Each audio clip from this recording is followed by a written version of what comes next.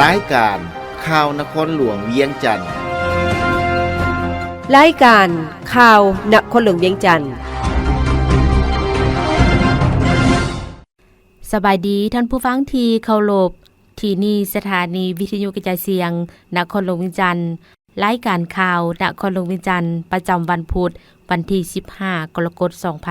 2026ซึ่งมีข่าวสำคัญต่างๆมานำเสนอต่อบรรดาทานต่อไปเชิญทานรับฟังรายละเอียดฉลองวันสร้างตั้งกีฬากายกรรมแห่งชาติครบรอบ60ปีกระทรวงศึกษาธิการและกีฬาจัดพิธีเฉลิมฉลองวันสร้างตั้งกีฬากายกรรมแห่งชาติครบรอบ60ปีวันที่13กรกฎาคม1966หาวันที่13กรกฎาคม2026และวันเกิดประธานสุภานุวงศ์ครบรอบ117ปีวันที่13กรกฎาคม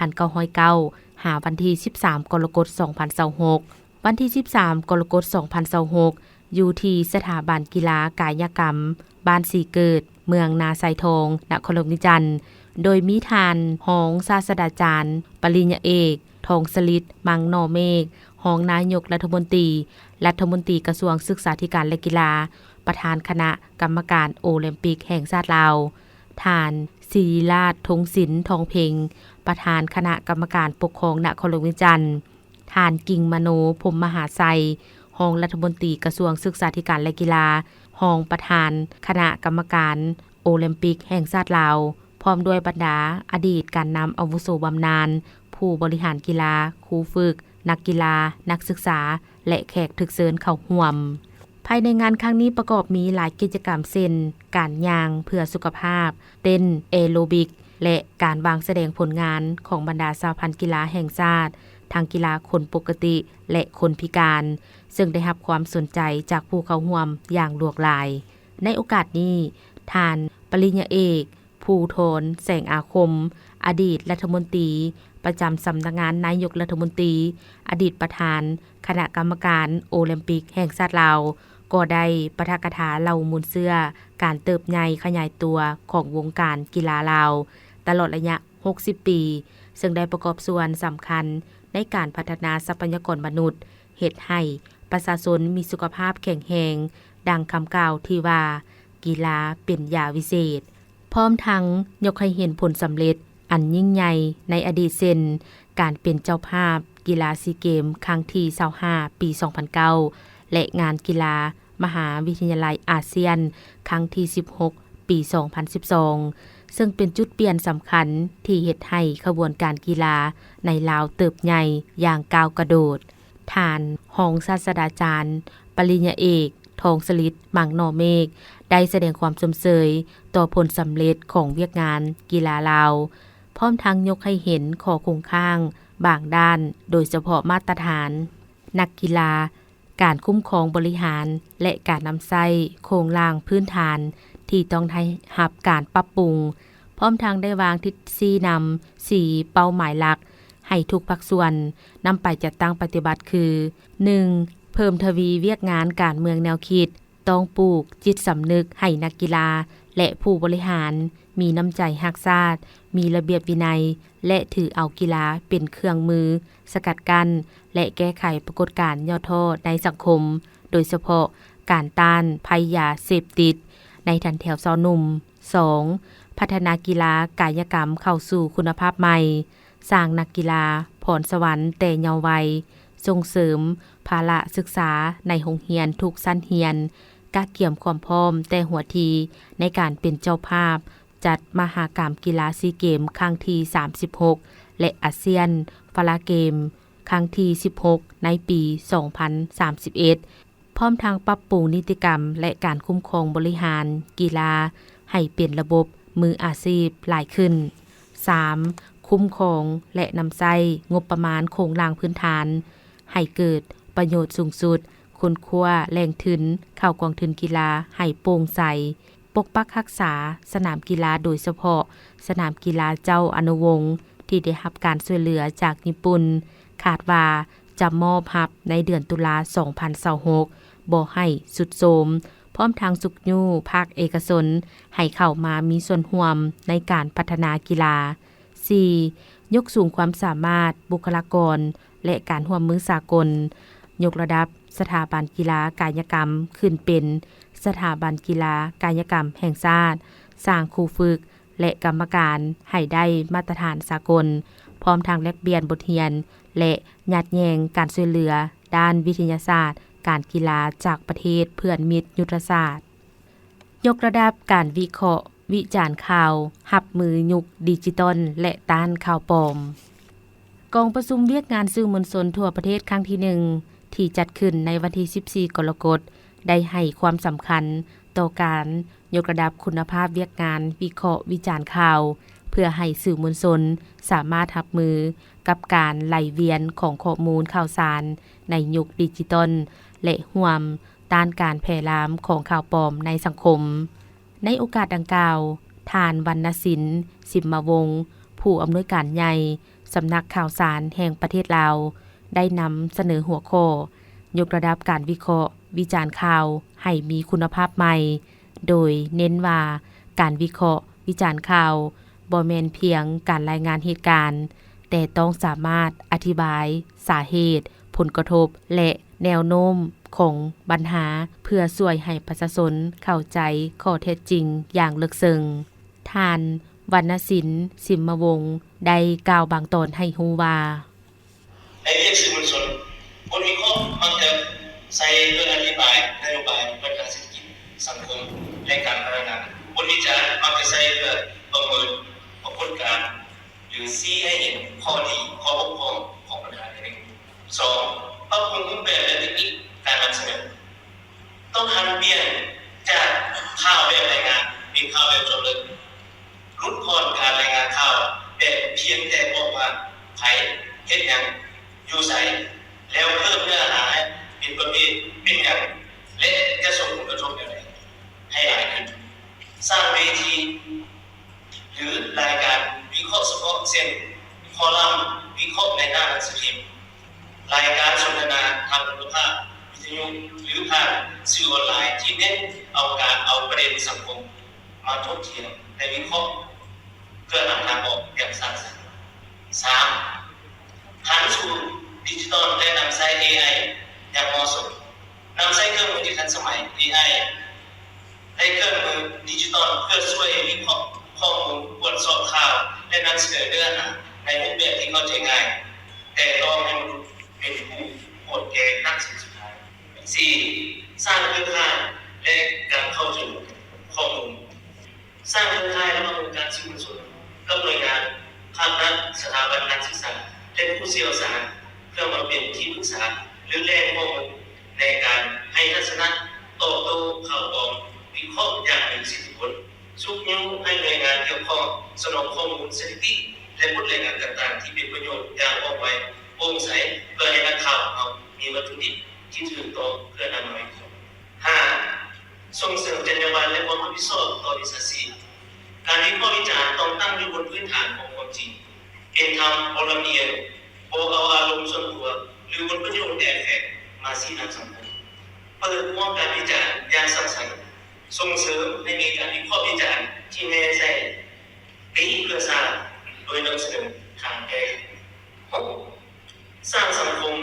ที่รู้เท่าทันสื่อและข้อมูลการแก้ไขปัญหาข่าวปลอมบ่แม่นหน้าที่ของสื่อมวลชนเพียงฝ่ายเดียวต้องช่วยให้ประชาชนรู้จักตรวจสอบข่าววิเคราะห์แหล่งข้อมูลและประสงค์ต่อข่าวที่ยังบ่ผ่านการยืนยันในยุคที่ข้อมูลเผยแพร่อย่างว่องไวการตรวจสอบความถูกต้องมีความจำเป็นอย่างยิ่งเพื่อจำแนกระหว่างข่าวแท้ข่าวปลอมพร้อมทั้งส่งเสริมให้สังคมมีการค้นคิดวิเคราะห์รู้จักตั้งคำถามและตรวจสอบแหล่งข้อมูลก่อนเชื่อหรือส่งต่อสำหรับผลการดำเนินเวียกที่ผ่านมาบทวิเคราะห์วิจารณ์ข่าวในสาธารณรัฐประชาธิปไตยประชาชนลาวได้มีบทบาทในการชี้นำทัศนะสังคมเผยแพร่นโยบายของภาครัฐและช่วยชี้แจงข่าวปิดเบือนแนวใดก็ตามยังมีข้อจำกัดหลายด้านเช่นจำนวนบทวิเคราะห์ยังบ่เพียงพอการตอบโต้ข่าวปลอมยังบ่ทันเวลาและการประสานงานระหว่างภาคส่วนที่เกี่ยวข้องยังบ่ทันเข้มแข็งท่านวรรณศิลป์สิมมวงศ์ได้เสนอ6ทิศทางสำคัญเพื่อ พื่อพัฒนาเวียกงานวิเคราะห์วิจารณ์ข่าวประกอบมียกระดับคุณภาพนักข่าวและทักษะพัฒนารูปแบบการนำเสนอข่าวเจาะลึกนำใช้ AI และเทคโนโลยีดิจิตอลอย่างเหมาะสมสร้างเครือข่ายร่วมมือกับหน่วยงานและผู้เชี่ยวชาญส่งเสริมจรรยาบรรณวิชาชีพและสร้างสังคมให้รู้เท่าถึงสื่อและข้อมูลท่านยังได้กล่าวเติมอีกว่าการยกระดับเวียกงานวิเคราะห์วิจารณ์ข่าวจะประสบผลสำเร็จได้ต้องอาศัยการร่วมมือจากทุกภาคส่วนพร้อมทั้งพัฒนาบุคลากรเพิ่มการลงทุนด้านเทคโนโลยีสร้างระบบนิเวศข่าวสารที่มีคุณภาพโปร่งใสและน่าเชื่อถือเพื่อรับใช้ในการพัฒนาประเทศชาติในยุคดิจิตอลอย่างยืนยงศูนย์กลางชาวหนุ่มประชาชนปฏิวัติลาวเสนอหาวิสัยทัศน์เพื่อเฮ็ดให้สื่อมวลชนกลายเป็นกระบอกเสียงทันสมัยชาวหนุ่มในเงินขายใหม่ท่านธงลีศรีสุริตกรรมการศูนย์กลางพรรคเลขาคณะบริหารงานศูนย์กลางชาวหนุ่มประชาชนปฏิวัติลาวได้ประกอบคำเห็นต่อกองประชุมเวียกงานสื่อมวลชนทั่วประเทศครั้งที่1ในหัวข้อสื่อมวลชนเป็นกระบอกเสียงในการศึกษาผมชาวหนุ่มวัยหนุ่มในเงินขายใหม่ในวันที่14กรกฎาคมนี้ที่หอประชุมแห่งชาติเป็นงานสื่อมวลชนก็แม่นภาคหนึ่งที่มีบทบาทสำคัญนับแต่มีประกาศสั่งตั้งหนังสือพิมพ์หนุ่มลาวในวันที่1ปังก่อนปี1979เป็นต้นมาสื่อมวลชนชาวหนุ่มลาวได้กลายเป็นกระบอกเสียงอันแหลมคมในการโฆษณาคนควรปลุกระดมกำลังชาวหนุ่มเข้าในภารกิจปกปักรักษาและสร้างสรรค์พัฒนาประเทศชาติการออกให้งานเพิ่มทุนผลิตผล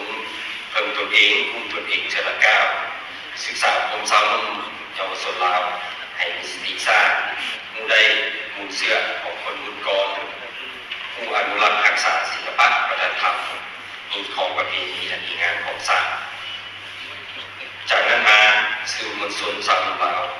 ก็ได้มีการปรับปรุงและพัฒนาตนเองให้ทันกับสภาพการในระยะใหม่มีหนังสือพิมพ์วารสารและรายการวิทยุโทรภาพมีสถานีวิทยุกระจายเสียงชาวหนุ่มลาวสินไซยุคใหม่ FM 90.0 สมทบกับสื่อออนไลน์แพลตฟอร์มต่างๆในการโฆษณาแนวทางของพรรคกฎหมายของรัฐและขบวนการ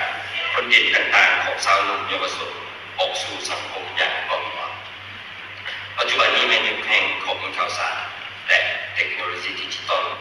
ที่ได้เฮ็ดให้รูปแบบการรับรู้ข้อมูลข่าวสารมีการเปลี่ยนแปลงไปอย่างไววาโดยเฉพาะในการเกิดขึ้นของ AI การแข่งขันของสื่อดิจิทัลและการแพร่ขยายของข่าวของกำลังท้าทายบทบาทของสื่อแบบดั้งเดิมฉะนั้นเรื่องการสื่อมวลชนบ่ได้จำกัดอยู่เพียงแต่วิทยุโทรภาพหรือหนังสือพิมพ์วารสารแบบดั้งเดิมอีกต่อไปแต่ต้องได้หันเปลี่ยนมาสู่สื่อสังคมออนไลน์เช่น Facebook TikTok YouTube และแพลตฟอร์มอื่นซึ่งสิ่งเหล่านี้มีอิทธิพลอย่างมหาศาลต่อกับแนวคิดค่านิยมและพฤติกรรมของชาวหนุ่มเยาวชนทั้งในแง่บวกและแง่ลบหันแนวทางของพรรคเป็นแผนการโครงการและการกระทำตัวจริงกองประชุมเผยแพร่เสื่อมซึมมติกองประชุมใหญ่ครั้งที่12ของพรรคติดพันกับมติกองประชุมใหญ่ครั้งที่8ขององค์คณะพรรคนครหลวงวิจันทร์มติกองประชุมใหญ่ครั้งที่12ของคณะพรรคฮักฐานแผนกโยธาธิการและขนส่งนครหลวงวิจันทร์จัดขึ้นในวันที่14กรกฎาคม2026อยู่แผนกโยธาธิการและขนส่งนครหลวงวิจันทร์โดยเป็นประธานของสหายปริญญาเอกนางวิไลวรจันทราตรีกรรมการประจำพรรคห้องประธานคณะกรรมการปกครองนครหลวงวิจันทร์มีสหายบุญญวัฒน์นิรไสกรรมการพรรคนครหลวงวิจันทร์เลขาคณะพรรคฮักฐานหัวหน้าแผนกโยธาธิการและขนส่งนครหลวงวิจันทร์สหายสิงห์คำเยลีเฮอห้องหัวหน้าแผนกการเงินนครหลวงวิจันทร์พร้อมคณะพรรคฮักฐานหน่วยพรรคสมาชิกพรรคและพนักงานหลักแรงเข้าร่วมสหายปริญญาเอกนางวิไลวรจันทราตรีกล่าวว่าก กองประชุมใหญ่ครั้งที่12ของพรรคได้ตีราคาสูงต่อผลสำเร็จในการปกปักรักษาและพัฒนาประเทศชาติในซุ่มปีผ่านมาพร้อมเดียวกันนี้ยังได้ชี้ให้เห็นสิ่งท้าทายและความยุ่งยากด้านเศรษฐกิจการเงิน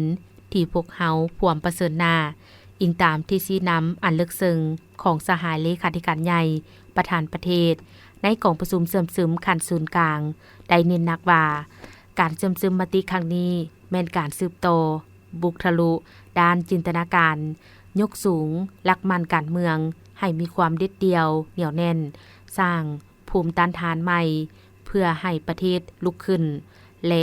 เดินหน้าไปได้ด้วยลำแข้งลำขาของตนเองพวกเขาจะสืบต่อเป็นประเทศที่พึ่งพาและเกาะห้อยอีกต่อไปแต่ต้องสร้างเศรษฐกิจเอกราชเป็นเจ้าตนเองอย่างแท้จริงสำหรับนครหลวงวิจันทร์ในฐานะที่เป็นศูนย์กลางด้านการเมืองเศรษฐกิจวัฒนธรรมของประเทศชาติการพันขยายมติ12ของศูนย์กลางต้องติดพัน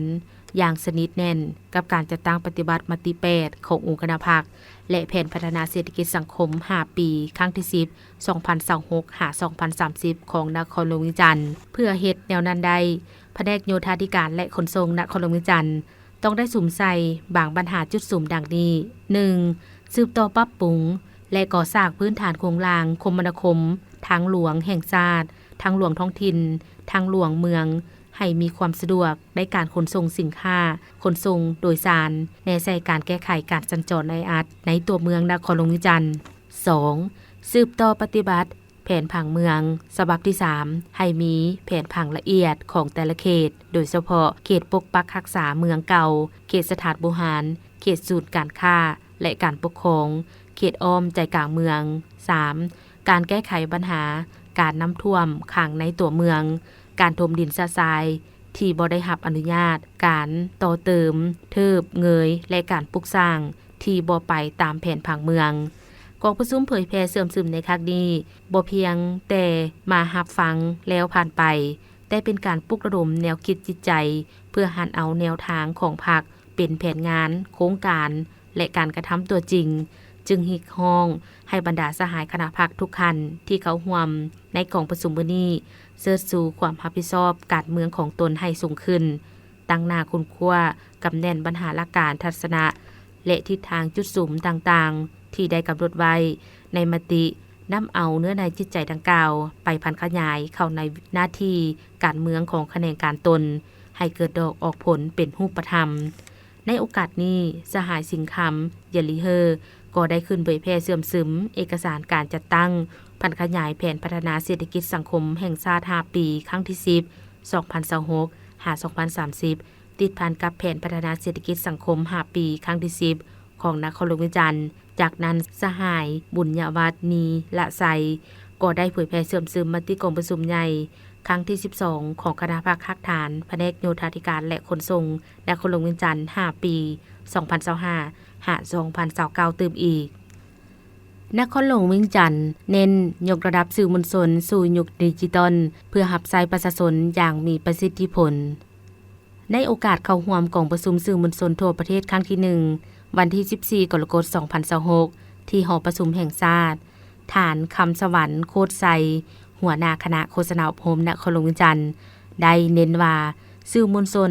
ต้องได้รับการพัฒนาให้ทันสมัยและก้าวเข้าสู่ระบบดิจิทัลเพื่อยกสูงประสิทธิผลการเผยแพร่ข้อมูลข่าวสารฐานกล่าวว่ากองประชุมครั้งนี้เป็นเวทีได้การแลกเปลี่ยนบทเรียนและซอกหาแนวทางพัฒนาเวียกงานสื่อมวลชนพร้อมกันนี้นครหลวงเวียงจันทน์จะสุ่มใส่พัฒนาบุคลากรปรับปรุงระบบการคุ้มครองและขยายการนำใช้สื่อออนไลน์ให้มีประสิทธิผลยิ่งขึ้นเพื่อเผยแพร่นโยบายของภาครัฐสะท้อนเสียงของประชาชนและรับใช้การพัฒนาประเทศชาติในยุคใหม่ท่านคำสวรรค์โคตรไซยังได้กล่าวให้ฮู้ตื่มอีกว่าโดยเฉพาะอยู่ในนครหลวงเวียงจันทน์นี้พวกเราก็เห็นว่าพวกเรามีการขยายตัวอย่างต่อเนื่องและก็ได้มีการปรับปรุงระบบในการบริหารในการคุ้มครองเพื่อเฮ็ดให้บรรดาสื่อของพวกเรานี้ได้รับการพัฒนาสั้นมาฮอดปัจจุบันภายหลังที่พวกเราได้โฮมเอาสื่อโทรภาพวิทยุหนังสือพิมพ์มาขึ้นกับคณะ โฆษณาองค์พรมนครหลวงพวกเขาก็ได้เคลื่อนไหวเพื่อเป็นกระบอกเสียงให้แก่พรรคให้แก่องค์คณะพรรคคณะนำของนครหลวงเพื่อเฮ็ดอะไรให้พ่อแม่ประชาชนในขอบเขตนครหลวงเวียงจันทน์ใน9เมืองทั่วนครหลวงเวียงจันทน์ให้รับรู้ถึงบรรดานิติกรรมบรรดาพื้นฐานปัจจัยโดยเฉพาะก็แม่นบรรดาเวียกงานที่ขึ้นกับองค์คณะพรรคนครหลวงเป็นเวียกพรรคเวียกรัฐแล้วก็เป็นอันหนึ่งที่ส่งสื่อเสียงเพื่อให้พ่อแม่ประชาชนอันได้สะท้อนให้พวกเขารู้ว่านครหลวงเวียงจันทน์ในการเคลื่อนไหวเวียกสื่ออันเป็นอะไรซึ่งในสภาพปัจจุบันนี้พวกเขาก็ได้ปรับปรุงหลายอันซึ่งวันในการจัดตั้งปฏิบัตินี้ก็ยังพบปัญหาพวกเขาก็มีปัญหาอยู่บางด้านอันเฉพาะก็เป็นการออกสื่อของพวกเขานี้ก็เห็นมันยังมีลักษณะซักซ่าจะเป็นทางเฟซทาง TikTok อื่นๆพวกเขาก็ยังซักซ่าซึ่งในจุดนี้ อยู่ในนครหลวงเวียงจันทน์นี่พวกเขาจะได้ปรับปรุงตื่นและนอกจากนั้นก็เป็นการปรับปรุงทางด้านบุคลากรเพราะว่าพวกเขามีแผนที่จะร่วมมือกับบรรดาเพื่อนยุทธศาสตร์และหันเอาเวียกสื่อนี้กลายเป็นระบบดิจิตอลซึ่งในระยะใหม่แน่นอนแล้วเนาะพวกเขาก็ต้องได้สร้างบุคลากรที่มีความรู้ความสามารถเพื่อให้เขาเจ้าเข้าใจต่อกับการหันเป็นทันสมัยซึ่งอยู่ในมติ12ของพรรคแล้วก็ติดพันกับมติ8ขององค์คณะพรรคนครหลวงนี้ทางการนำคันเทิงเพื่อให้เห็นได้ว่าสื่อนี้จะเป็นอันหนึ่งที่จะส่องแสงในทั่วขอบเขตในทั่วประเทศว่ารวมกันมันอยู่ในขอบเขตนครหลวงให้เป็นทาก้าวใหม่ซึ่งมื้อนี้ข้าพเจ้าต่างหน้าคณะพรรคคณะนำก็สุดแสนดีใจและภาคภูมิใจเป็นอย่างยิ่งที่ได้เข้าร่วมรับฟังและเห็นได้ว่าแผนการจัดตั้งแต่ละระยะของคณะโฆษณาองค์พรมศูนย์กลางพรรคคือบรรดากระทรวงแผนกการนี่ก็มีท่าขยายกว้างขึ้นเอาเป็นก้าวๆแล้วก็เฮ็ดให้สังคมมีความเข้าใจต่อแนวทางของพรรคของรัฐและปัญหาที่ทางกำลังอิทธิปรปักษ์ได้ส่องแสงหรือว่าได้โจมตีพวกเขาก็ได้พร้อมกันแก้ไขให้ทันกับสภาพ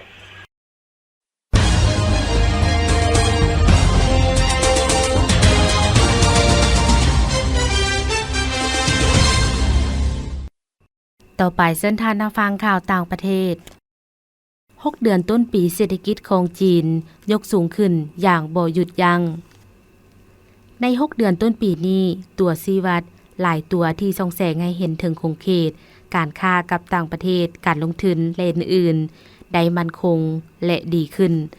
ภายใต้การค้ำสู้ของนโยบายมหาภาคที่ตั้งหน้าเศรษฐกิจของจีนได้ยกสูงขึ้นอย่างบ่หยุดยัง้งใน6เดือนต้นปีนี้ภายใต้เบื้องหลังที่สภาพแวดล้อมเศรษฐกิจการค้าสากลเปลี่ยนแปลงอย่างว่องไวการค้ากับต่างประเทศของจีนได้รักษาท่าเอียงที่ดีงามจำนวนเที่ยวบินขนส่งสินค้าสากลเฉลี่ยต่อมือได้เพิ่มขึ้น 4.6 ส่วนห้อยเมื่อเทียบใส่ระยะเดียวกันของปีกายความต้องการส่งออกผลิตภัณฑ์ที่มีมูลค่าเพิ่มสูงที่ถือผลิตภัณฑ์อิเล็กทรอนิกส์เป็นตัวแทนนั้นได้รักษาความพดฟื้นอย่างต่อเนื่องผลิตภัณฑ์ที่มีมูลค่าเพิ่มขึ้นสูงกำลังกายเป็นกำลังแหงอันเข้มแข็งในการขับเคลื่อนการส่งออกสินค้าเพิ่มหลายขึ้น3เดือนเมียนมาส่งออกพืชตระกูลถั่วหลายกว่า1ล้านต้นสมาคมผู้ค้าขายพืชตระกูลถั่วหมักถั่วฝักยาวสาลีและงาของเมียนมารายงานให้ฮู้ว่าการส่งออกพืชตระกูลถั่วหมักถั่วฝักยาวสาลีและงาในระยะ3เดือนทำอิฐของปีงบประมาณ 2026 หา 2027ซึ่งเริ่มต้นในเดือนเมษาสูงเกิน1ล้านต้นสร้างรายรับได้หลายกว่า538ล้านดอลลาร์เมียนมาส่งออกพืชตระกูลถั่วมักถั่วฝักยาวสาลีและงาไปหลายกว่า26ประเทศโดยมีตลาดหลักเช่นอินเดียไทยจีนพืชตระกูลถั่วและมักถั่วฝักยาวแม่นพืชที่ปลูกหลายที่สุดอันดับ2รองจากข้าวซึ่งกวมเอาประมาณ20ส่วนห้อยของเนื้อที่เกษตรกรรมทั้งหมดของเมียนมาข่าวพยากรณ์อากาศพยากรณ์อากาศประจำวันที่15กรกฎาคม2026ความกดดันอากาศต่ำของอากาศร้อนยังปกคลุมอยู่ทั่วทุกภาคของประเทศลาวด้วยกำลังปานกลางสมทบกับกระแสลมตะวันตกเฉียงใต้พัดปกคลุมซึ่งจะเฮ็ดให้มีฝนตกฟ้าห้องฟ้าเลื่อมในระดับคอยอยู่ทั่วไปในแต่ละภาคและจะมีฝนตกในระดับปานกลางหาตกหนัก อยู่บางท้องถิ่นเพราะมีลมพัดแห้งเป็นบางโอกาสดังนั้นจึงขอแจ้งเตือนถึงบรรดาพ่อแม่ประชาชนบรรดาเผ่าองค์การปกครองและองค์การจัดตั้งทุกภาคส่วนจงมีสติระมัดระวังต่อสภาพฝนตกติดต่อกันหลายวันที่จะเฮ็ดให้มีน้ำท่วมดินเจือนน้ำท่วมอังในตัวเมืองขอให้ติดตามข่าวพยากรณ์อากาศจากกรมอุตุนิยมและอุทกศาสตร์อย่างต่อเนื่องภาคเหนือด้านตะวันออกแขวงพงศาลีอุณหภูมิ 17-29 องศามีเฟือปกคลุมหนาแน่นแขวงหัวพันอุณหภูมิ 21-28 องศามีเฟือปกคลุมหนาแน่นแขวงเสียงขวางอุณหภูมิ 20-28 องศามีฝนตกในระดับคอยเป็นบางบริเวณเนื้อที่การปกคลุมของฝนกวม 40 ส่วนห้อยของภาคแขวงอุดมไซอุณหภูมิ 20-28 องศามีฝนตกในระดับคอยเป็นบางบริเวณเนื้อที่การปกคลุมของฝนกวม 40 ส่วนห้อยของภาคแขวงบ่อแก้วอุณหภูมิ 24-31 องศามีฝนตกในระดับคอยเป็นบางบริเวณเนื้อที่การปกคลุมของฝนกวม 40 ส่วนห้อยของภาคแขวงหลวงน้ำทาอุณหภูมิ 21-30 องศามีเฟือปกคลุมหนาแน่นแขวงหลวงพระบางอุณหภูมิ 24-32 องศามีเฟือปกคลุมหนาแน่นแขวงไซยบุรีอุณหภูมิ 25-34 องศามีฝนตกในระดับคอยเป็นบางบริเวณเนื้อที่การปกคลุมของฝนกวม 40 ส่วนห้อยของภาคนครหลวงจันทร์อุณหภูมิ 23-31 องศามีฝนตกในระดับคอยเนื้อที่การปกคลุมของฝนกวม 60 ส่วนห้อยของภาคภาคกลางแขวงไซสมบูรณ์อุณหภูมิ 21-28 องศามีฝนตกในระดับคอยเนื้อที่การปกคลุมของฝนกวม 60 ส่วนห้อยของภาคแขวงเวียงจันทร์อุณหภูมิ 24-32 องศามีฝนตกในระดับคอยเนื้อที่การปกคลุมของฝนกวม 60 ส่วนห้อยของภาคแขวงปริคำไซอุณหภูมิ 21-27 องศามีฝนตกฟ้าห้องฟ้าเหลื่อมเนื้อที่การปกคลุมของฝนเท่ากับ 60 ส่วนห้อยของภาคแขวงคำมวลอุณหภูมิ 21-26 องศามีฝนตกฟ้าห้องฟ้าเหลื่อมเนื้อที่การปกคลุมของฝนเท่ากับ 60 ส่วนห้อยของภาคแขวงสวรรณเขตอุณหภูมิ 25-29 องศามีเฟือปกคลุมหนาแน่นภาคใต้แขวงจำปาสักอุณหภูมิ 14-30 องศามีฝนตกฟ้าห้องฟ้าเหลื่อมเนื้อที่การปกคลุมของฝนเท่ากับ 50 ส่วนห้อยของภาคแขวงสารวัตรอุณหภูมิ 24-29 องศามีฝนตกในระดับคอยเนื้อที่การปกคลุมของฝนกว่า 50 ส่วนห้อยของภาคแขวงเซกองอุณหภูมิ 21-30 องศามีฝนตกในระดับคอยเนื้อที่การปกคลุมของฝนกว่า 50 ส่วนห้อยของภาคแขวงอัตตปืออุณหภูมิ 23-30 องศามีฝนตกในระดับคอยเป็นบางบริเวณเนื้อที่การปกคลุมของฝนกว่า 50 ส่วนห้อยของภาคท่านผู้ฟังที่เคารพรายการข่าวนครหลวงวิจันทร์สำหรับภาคนี้ได้เสียงสุดเพียงเท่านี้แสงคำจันทวงศ์อ่านสบายดี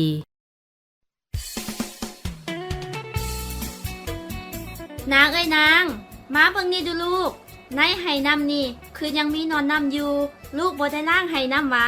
ลูกก็ล้างทุกๆอาทิตย์อยู่ได้แม่ล้างทุกๆอาทิตย์มันคือยังมีนอนน้ำอยู่ซันเมนลูกล้างจังไดกะสิล้างจังได